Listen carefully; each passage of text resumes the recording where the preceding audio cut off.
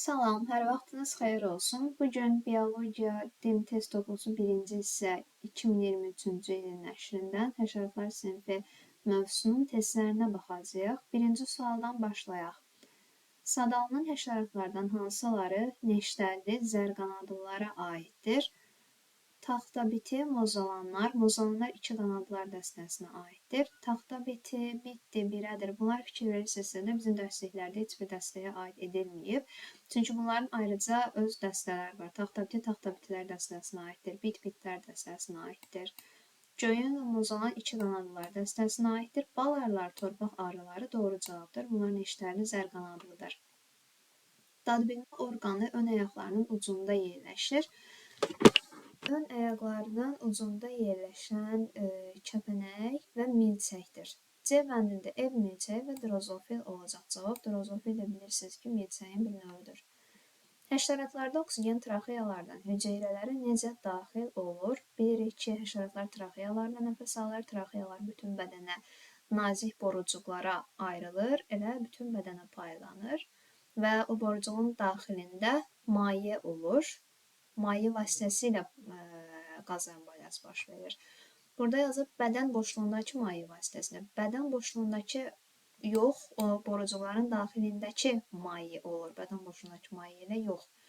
Birbaşa doğru cavab olacaq. Çünki birbaşa oksigen traxeyalardan hüceyrələrə, karbon qazı hüceyrədən traxeyalara göndərilir.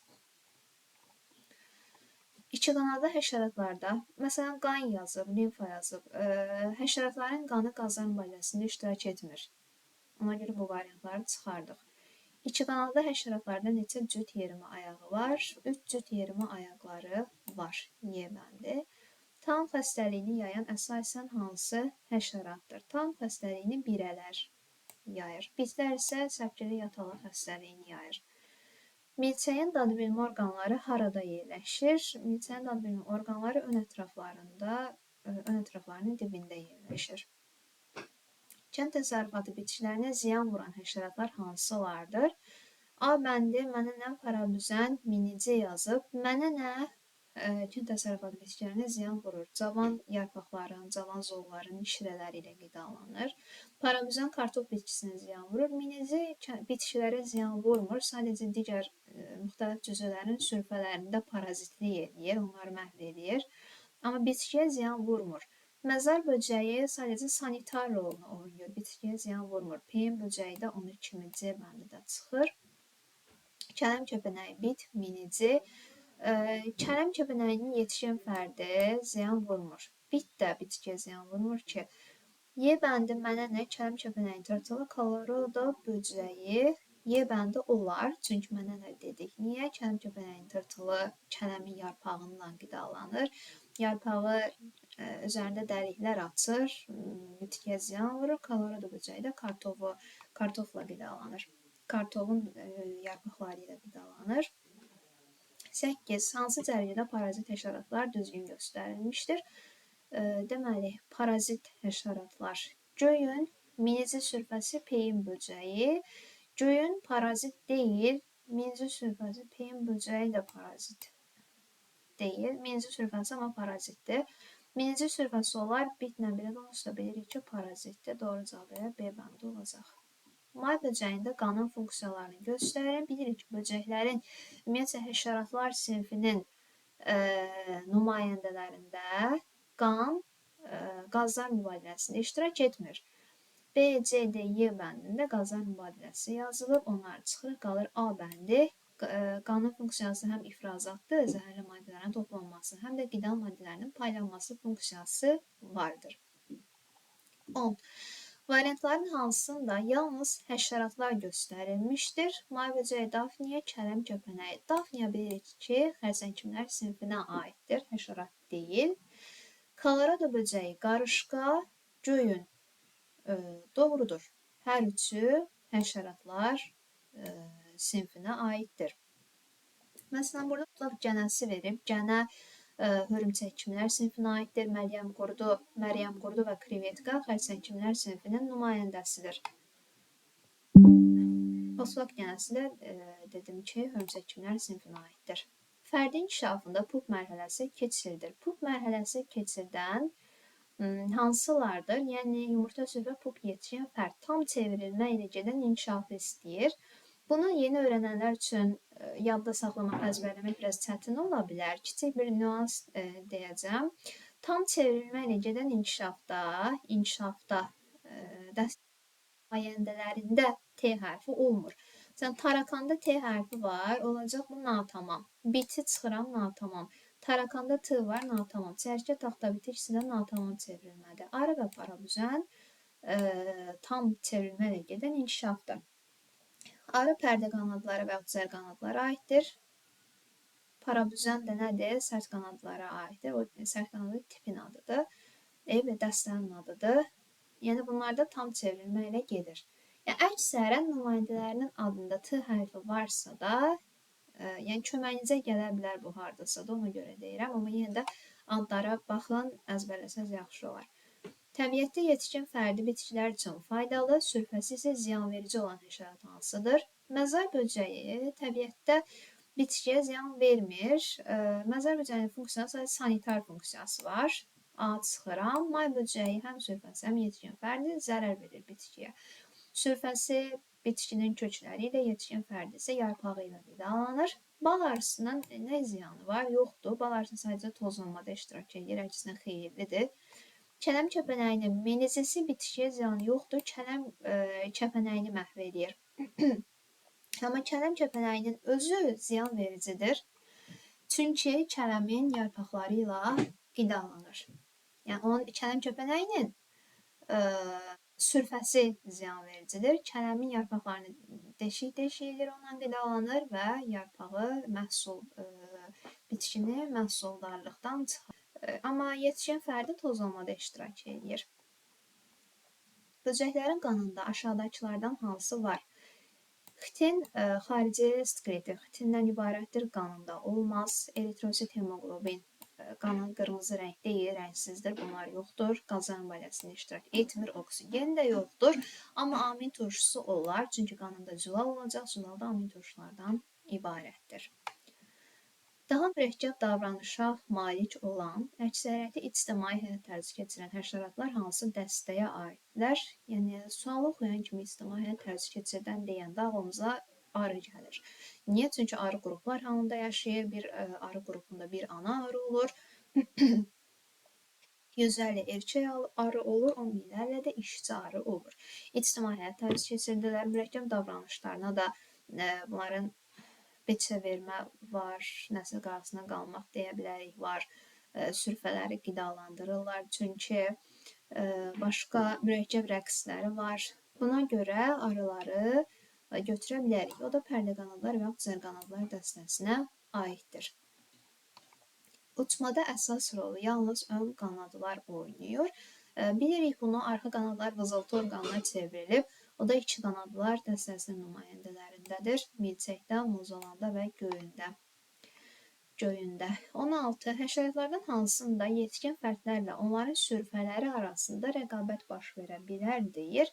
Bu Kolorado böcəyində olar, peyin böcəyində olar, məzar böcəyində olar. Bunlarda yetkin fərdlərlə sürfələri arasında rəqabət baş verə bilər. Böcəklər dəstəsini daha necə adlandırırlar? Böcəklər dəstəsinin digər adı sərt qanadlılar dəstəsidir. Mənə nələrə qarşı bioloji mübarizə aparmaq üçün hansı cücünü yetişdirirlər? Mənə nələrə qarşı bioloji mübarizə aparmaq üçün parabüzəni yetişdirirlər. Parabüzən həm mənə nələrlə qidalanır, onları məhv edir, həm də kələm kəpənəyindən qidalanıb, onu məhv edir. Ona görə bunlara qarşı bioloji mübarizədə parabüzəndən istifadə edirlər. 19. Hansı sıra həşəratların natamam çevrilmə ilə gedən inkişafını düzgün əks etdirir? Natamam çevrilmə deyirsə də orada pup mərhələsi yoxdur. Yumurta, sürfə, yetişkin fərd olacaq. Doğru cavab A bəndi. 20. Hansı sıra həşəratların tam çevrilmə ilə gedən inkişafını düzgün əks etdirir? Tam deyirsə də orada olmalıdır. Yumurta, sürfə, pup, yetişkin fərd. Doğru cavab D bəndi. Balı həşəratların hansı dəstəsinin nümayəndələri hazırlayır? Balı hazırlayan kimdir? Arılardır. Onlar da pərdə qanadlar və yaxud zərqanadlılar dəstəsinin nümayəndələridir. Təbii ipəyi həşəratların hansı dəstəsinin fərdləri hazırlayır? Təbii ipəyi hazırlayan tut ipək qurdudur. Tut ipək qurdu da pulcuq qanadlar dəstəsinə aiddir. Bir də tut ipək qurdu təbiətdə tapılmır. Təbiətdə rastlanmır. Nəyə görə? Çünki tut ipək qurdu uzun müddətlər ərzində sadəcə insanlar tərəfindən yetişdirilib, onların sürfələrinə insanlar nəzarət edib, insanlar çoxaldıb. Ona görə təbiətdə bunlar yaşasalar, təbiətdə sağ qala bilməzlər. Qida tapmazlar, öz sürfələrinin qeydlərinə qala bilməzlər. Ona görə təbiətdə tapılmır.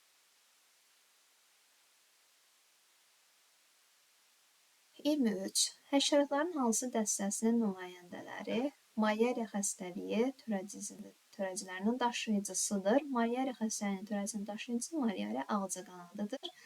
O da iki qanadlar dəstəsinin nümayəndəsidir. Arış nəslində şan qura bilmək qabiliyyəti onda hardandır? Bunlar instinktiv davranışlardır. D bəndi olacaq. Sil qayğısına qalmaqdır, beçə vermədir, mürəkkəb rəqslərdir. Bunlar instinktiv davranışlarla əlaqəlidir. Tək arılarda yox, bütün heyvanlarda bu kimi davranışlar instinktiv davranışla əlaqədardır.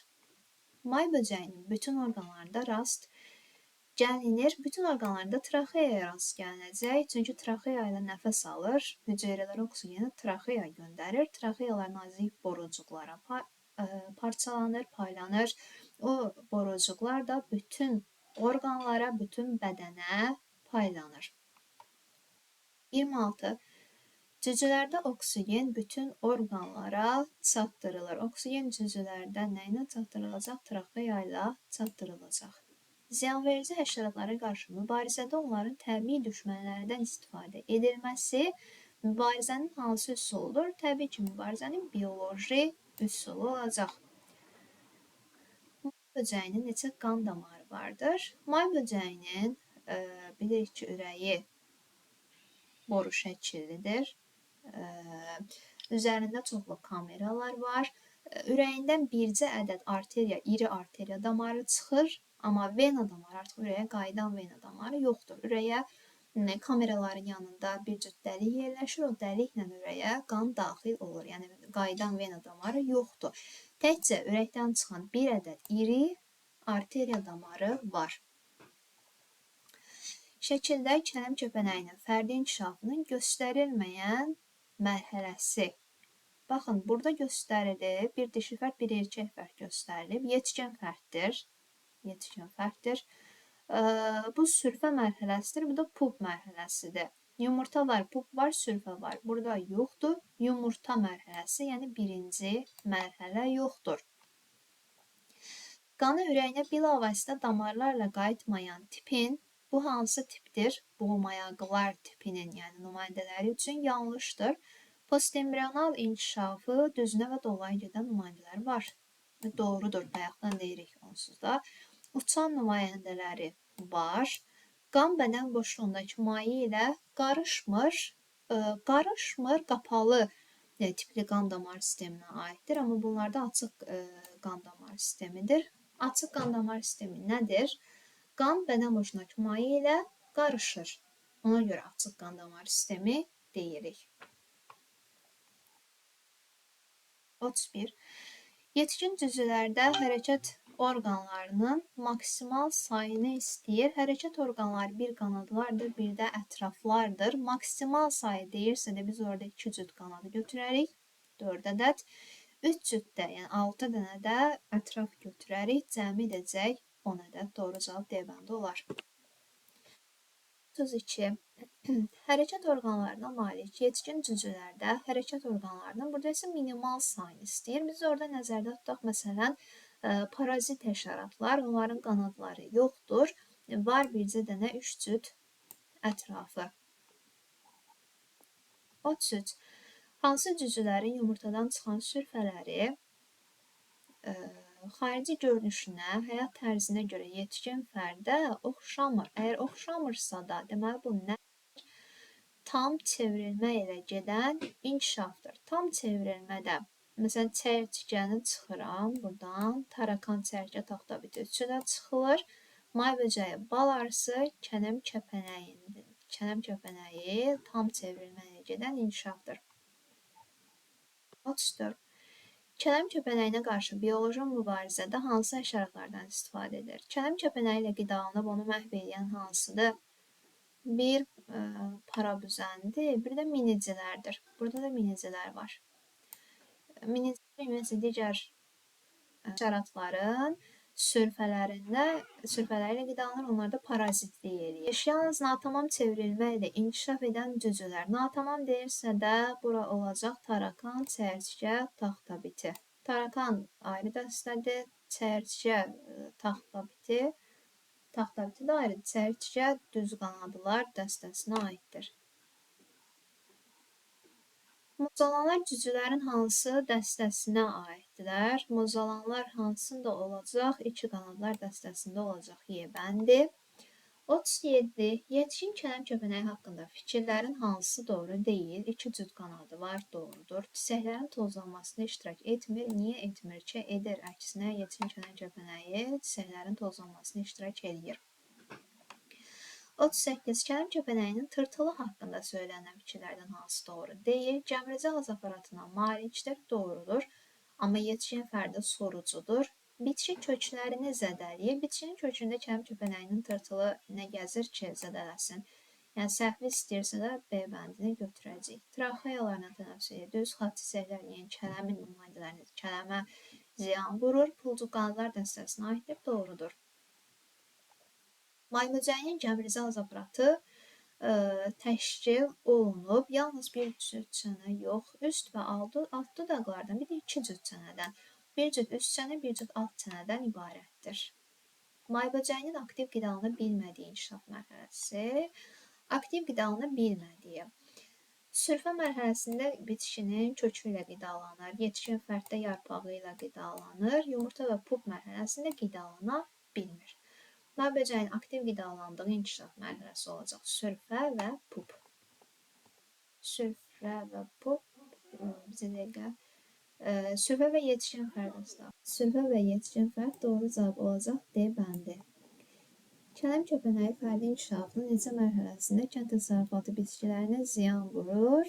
Sadəcə bir mərhələsində, sürfə mərhələsində kələmin yarpaqları ilə qidalanır, məhsuldarlığı salır. Aşağıda göstərilən həşəratlardan hansının sayı çox olsa, mənənələrin sayı azalar. Mənənə ilə qidalanan hansıdır?